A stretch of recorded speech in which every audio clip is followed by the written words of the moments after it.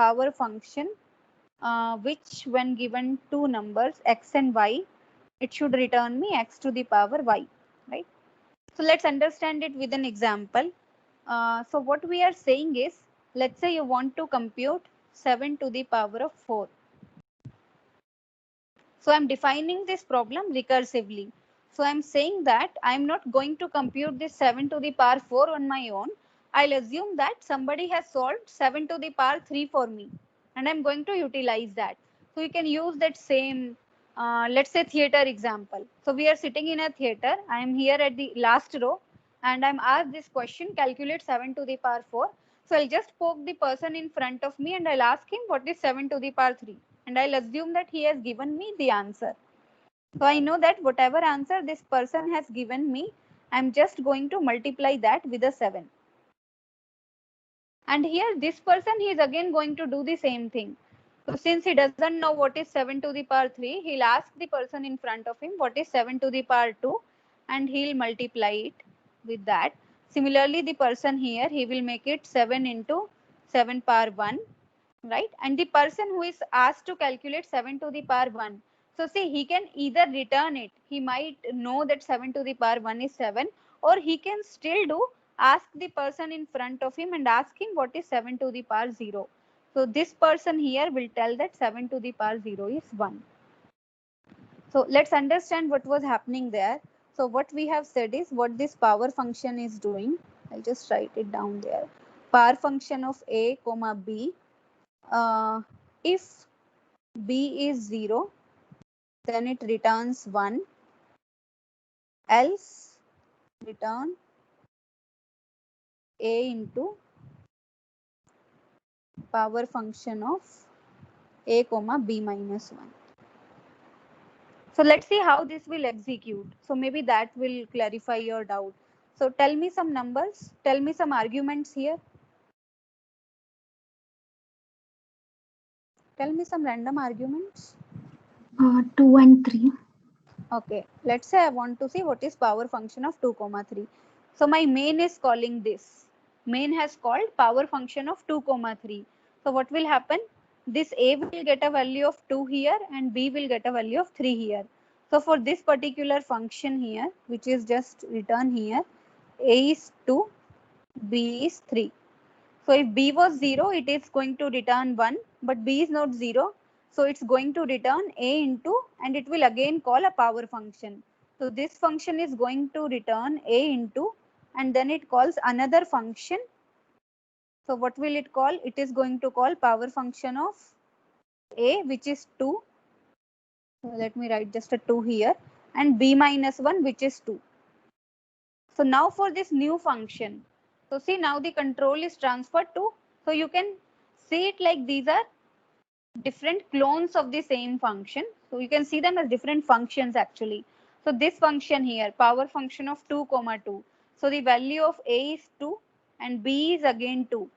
So b is again not equal to 0. So this one is going to return 2 into power function of 2 comma 1. Now for this function a is 2 and b is 1. B is still not 0.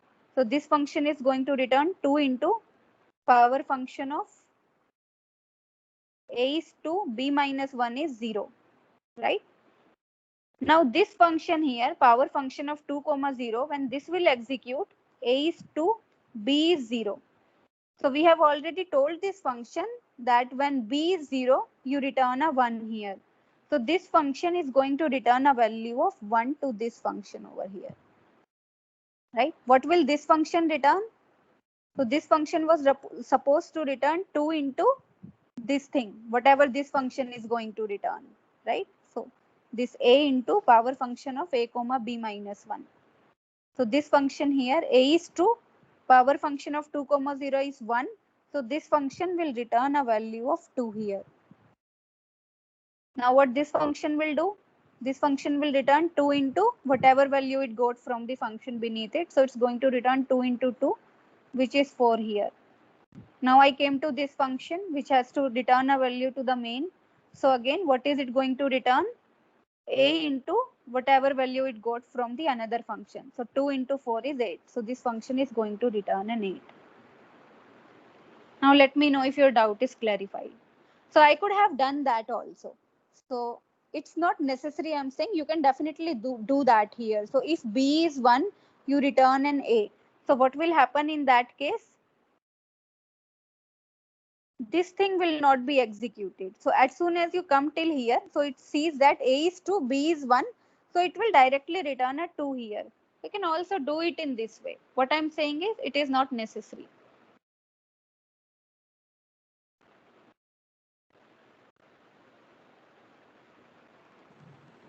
Okay. Yes, ma'am, it got cleared. Okay. Any other doubts?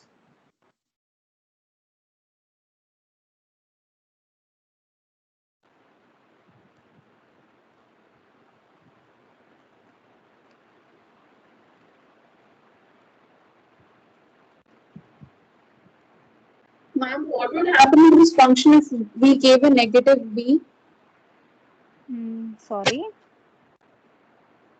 Okay. So that is And if we gave a negative b, what would happen? okay. So you should think about that. So currently in this program, we have assumed that both the things A and B here, they are what? They are positive. So you can definitely include a sanity check here. So if B is, so what you can do, if in any of these, if B is -1, you can directly return a -1. So which can be an error code, which says that these are not the correct arguments. Okay. Is there something else you would want to do for -B?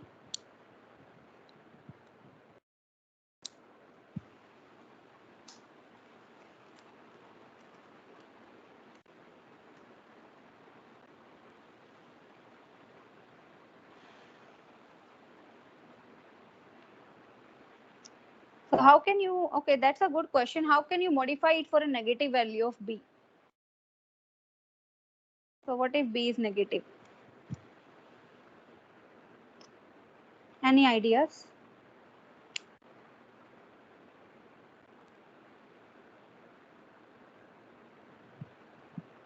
If we put a conditional for if b is less than 0, we do it as a into a to the power b plus 1.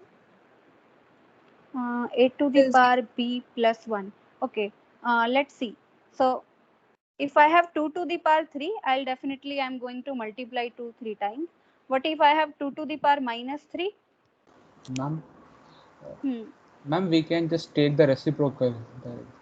Okay, so we can take the reciprocal. We can make it 1 by 2 into 1 by 2 into 1 by 2.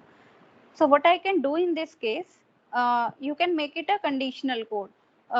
So you can have a conditional here. So let's say I'm given two arguments. So in case your B is positive, let me name it power function positive. So I'm going to call a power function positive, right?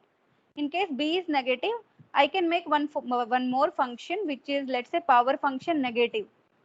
And in this case, I'm going to call this function. Okay. Can you tell me the recurrence relation for power function negative? So let's say I have this power function negative and the arguments I'm given is, let's say A comma B, where I know that B is negative. That's why I have come to this particular function here.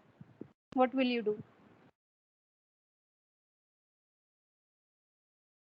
a divided by a to the power b plus 1.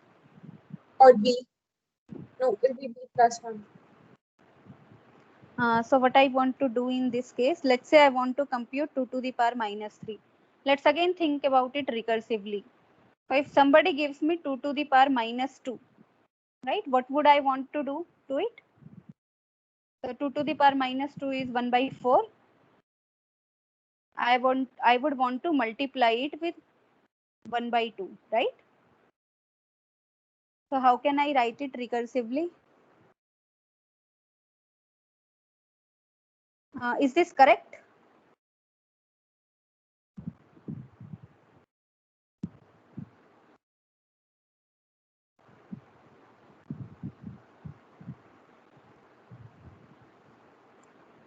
So again, 2 to the power -2, what will it be? It will be 1 by 2 into 2 to the power -1. What will be 2 to the power -1? It will be 1 by 2 into 2 to the power 0. Perfect. 2 to the power 0 is again nothing but 1. Is it clear?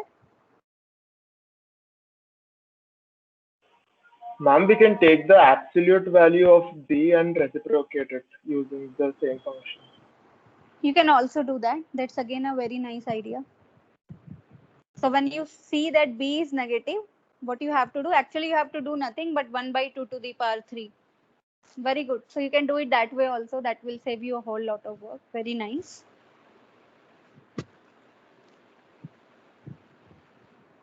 And in this particular case, you can write it in a recursive way as well.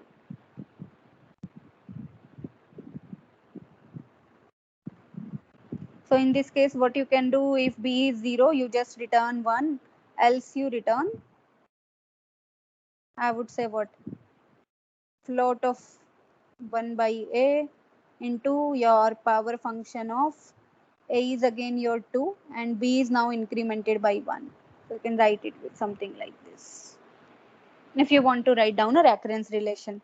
Otherwise, that solution is pretty good.